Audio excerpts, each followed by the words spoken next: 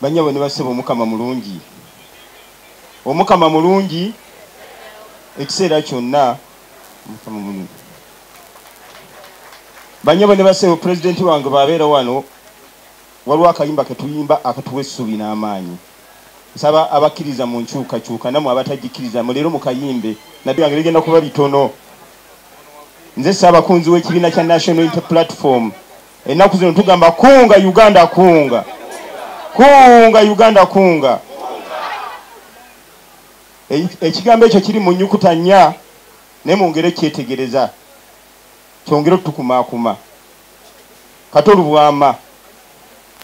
Ekisooka nebaza bannabitone okuteeka mu nkola oba yakiraama oba yabadde nteekateeka kino kibadde kirungi nnyo kubanga ndabawo wano obubonero bungi. Ekisooka omugenzi Kato Lubwama nkoledde akabonero kamu. Mbadde maze emyaka egiwera ndowooza 7 nga sikwata Nsereko mu ngalo olabye engalo ze nzikuttemu. Ekitegeeza wano ndabawo akabonero akakunukiriza ekigambo kusonyiwa naye nga temwerabira. N'olwekyo okwo kubaga kukulu nnyo kigambo kusonyiwagana. Era Kato Lubwama okuva olumbe luno lwatandika okugenda mu maaso abakulembeze bangi bazze wano ne babeerawo ab'endowooza ez'enjawulo ez'ebyobufuzi. Ekyo nno kikulu nnyo. Olwo olutalo ali mu ddulwana yadde agenze naye akola ki? Alulwana. Naffe abalamu kituwadde omukisa banyabo ne bassebo. Abafu balekere ngaawo tugatta nga ate abalamu tulemereddwa okwegatta. Ekiseera kituuse naddala nga tulwanirira enkyukakyuka n'obutereza eggwanga lyaffe. Twegatte banyabo ne bassebo tuve mu kwawukana olw'obusongo butonotono. Ekyo temukikubiddeko mu ngalo naye kikulu nnyo. Ekirala kino kindu ku mutima. Abaana ba wano tuli bagezi nnyo. Tuli bagezi nnyo, tulina resources zonna ate tuli bagagga ne bakadde baffe ne bajjajjaffe baatulwanirira ne tulemereddwa okwerwanako wabula okukozesebwa omulabe buli kiseera. Kwegamba ne tufuuka abaleebeesi. Banyabo ne bassebo abaana ba wano gye muli bannaye mulekiraawo okukkiriza omusajja otufuula abaleebeesi.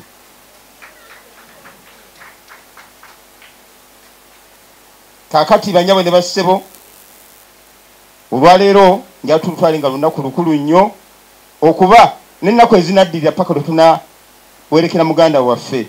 Tutabe nga tube nga tunyumyamu nga tusikaŋŋana mu mikono abantu ab'endowooza ez'enjawulo era tulowooze ku ggwanga lyaffe. Sebo Mr. President weebale okujja, weebale okubeera ng'osonyiwa. Sebo Lop n'abakulembeze mwenna aba National Unity Platform n'abakulembeze mwenna bassebo bassebitone mukulu Abe bane mwebale nnyo okwagalana. Mutulaze omutima omulungi omukama omugenzi amuwumuza ekisa. Mwebale nnyo mwebale ddala. Nga munywanyi wange wadda nnyo Honorable Robert Kyagulanyi Ssentamu. Mr. President,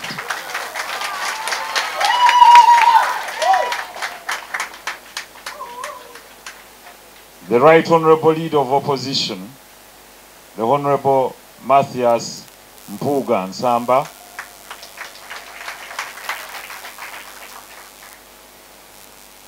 the Chief Mobilizer in the National Unity Platform, my brother Frederick Nyanzi Ssentamu,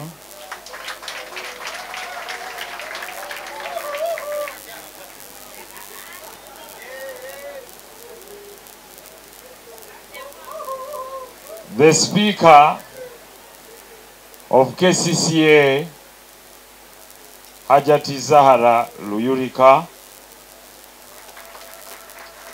and your councillors, Lord Councillors, honourable members of Parliament, the host member of Parliament, the Honourable Serukenya, member of Parliament for Rubaga South, Honourable Aloysius Mukasa, the host member of Parliament, Honourable Betty Ethel Naluyima, Honorable Nsanja Patrick, Honorable Lutaya, Honorable Nkunyingi Muwada, Honorable Ebya.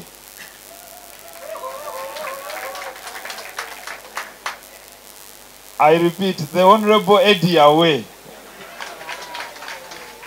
Honorable Nyeko Derek, Honorable Joyce Bagala, Honorable Hilary, Doctor, Minister, Mukamulira munne bwati mu bbanga. Naye alhamdulillah, nsozi zokka ze zitayinza kusinkana, naye abantu ffenna tusobola okusinkana, ne tutuula, ne tuteesa, ne tunyumya. After all, kyekipya ku ffe ffenna nti bwe twakwatanga omuzindaalo nze ne Bobi Wine tetwayimbanga. So waliwo ambuuziza nti twayimba luyimba ki? Ebyo Bobi Wine yajja okubyogerako eyo department yaabwe. Naye ebyafaayo byo biri nti twalina ennyimba ntono nnyo ffenna, ng'era ye Bobi Wine yalina oluyimba bayimbanga ne Master Parrot. Ani ani oyo namuleme, ani ani oyo, ani ani oyo namuleme azo kuntwala, musajja w'emmotoka namuleme, musajja w'emmotoka, musajja w'emmotoka namuleme yazzo kuntwala. Bwe naaba nnimbi ajja kujja wano agaye nti sirwe yayimbanga. Olwange bwe munankwata obulungi nditubajjukiza. Naye muli bazibu nnyo, muyinza okunteeka ku minzaani. Nono danger, yani danger man, skinny man. Ne mugaa nti bwe munaasinkanya nani aviira munne.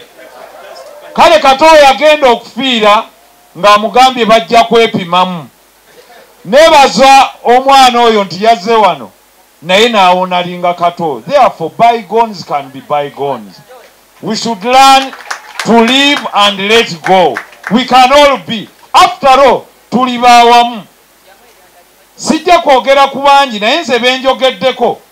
Kato ne Kyagulanyi tulina we twasinkana ewaffe Boston mu 2016, era ne tuyimirira ne twekuba ekifaananyi. Kato agamba Kyagulanyi, nkakasa ogenda kuyingira Parliament. Bino ebigambo byenjogera ndi mujulizi kuba twali bameka. Eyatukuba ekifaananyi ekyo yali mukyala Kyagulanyi Babi, ye yatukuba ekifaananyi ekyo ku kamera. Wali oyambadde saati ya bulu, empale ya brown, n'engatto ya brown efaananako bwetyo. Mu bigambo bye wayogera ku lunaku olwo wagamba bwoti nti lwaki abantu tujja muyuna okwonoona ssente z'omuwi w'omusolo ezandibadde zibayamba. Nzizaayo kino. Ojjukira nti abantu abamu baasirika ne bagamba no, don't bring those matters here. Kato najja n'agamba wamma kyogereko Mukama. Mu nsi tusobola okufunamu obutakkaanya, naye tebujjaawo kuba nti tuli ba Luganda. Ekyokubiri, tebujjaawo kigamba nti tusobola okukolagana ne tukwatagana ne tuggusa ensonga nga bwe tugyagala. Kato kaafuuka entabiro y'ensonga eyo okutandikira wano insha Allah. N'olwekyo ffenna bwe tukkaanya ne tugaa nti ekibbula kiikino kasita bakimeswala nti kati kaamatiswala, nga ffenna tutunula mu kibbula nga tutandika okutambula mu musitawo. Bw'abaawo omu nga mutabbuliiki, gwe muleke mu mpale y'enteme. Bw'aba omulala nga mpanvu, muleke atunule bw'ati. After all, ffenna tutunudde mu musitawo okugaa nti ki? Uganda yonna yaffe, tugitereeze, tuli ba kisinde kimu, ate waggulu yejja kutereera insha Allah. Nsaba okwebaza leader of opposition, Honorable Mpuuga. Kato yalwala nga tunoonya $4 million. Kato yali asaaga kuba twamutwalira omuzina naye abantu nga banjeregera omutima, ne yakuwa ebibiri. n'akuweereza message, waliwo omusajja yamuweereza message n'aginteerako nang'awo Nsereko nfulira nfa. Omusajja ampeereza message wano nang'agwe kati ebyo by'okola nakuweereza ebitaano byange ku CBS. Nsaba obisasule. Kato n'amunoonya n'amugamba nzitadde ku ssimu yo. Kato yamuweereza siringi 5 byennyini n'amugamba mbikuddiza. Tomanja.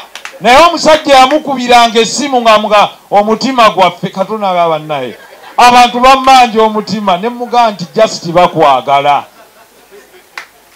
Kati Kato abadde musajja nga musaazi naye ng'ate he doesn't have hatred. Nga bwakusanga agamba naye kiki kyaliitye tisiina kigambo. Nze nalabako omuntu Kato gwe yawala Katoba yali Palaso oyo n'amugamba oba enkyakya something like that. Naye bwe baasinkana n'amugamba ate obadde ogenda kunkola kimpaayo kyompa twawukane. Kubanga naffe industry eno singa tetwagisamba mu lufungo tewandikisanze ng'okola ki ng'etambula. That is Kato for you. Beetwala n'omwami gwe bayita Bajjo kate beetugire ku TV. Olwamalaawo n'amugamba Bajjo tewaliwo kigambo kyonna bw'oba oyina ettooke nga nkusika mu mukono nga tukola ki. Era baagabananga ettooke lyabwe ate nga Kato talimba. Omuntu amuwadde ajja n'aggamba manyi gundi ampaddeyo kino. Bw'omusanga omunneebaliza. That's Kato talina buzibu bwonna. Era lumu nze nnyina abantu be nnali mmanyi nti Kato tayinza kubatabaala. Yaŋŋamba nkulayirira Mungu omusajja gwe bayita Waiswa Mufumbiro musajja wange nnyo. Mufumbiro oba nkuloopye. Namubuuza lwaki naŋŋamba omusajja oyo yampa emitwalo gye5 twali Jjinja. Sirizeerabira nga yale enkubye n'ajjayo emitwalo egi n'agimpa mwaka gwa 2013. Kati gw'obadde tokyakijjukira nze nkimanyi. Ne mubuuza omulala ani naŋŋamba Bijirwa. Kati Kato ye muntu eyayawukana nali ngenda gani Bijirwa sebo situka. Byonna bye mwakola ne Kato Allah yamanyi. Naye yagamba oyo Bijirwa kinywi wange. Meaning teyeerabira comradeship. Kato yali ayagala ekibiina kye ekya Democratic Party. Kato yaŋŋamba yajja n'aŋŋamba Nsereko kati njagala kubuulire 2011 saakuwagira. Owulira naŋŋamba nali kwedi yawe weebale kujja kuziika Kato nno. Yes, this is an open fact. Naŋŋamba saakuwagira naye ate nga nkwagala.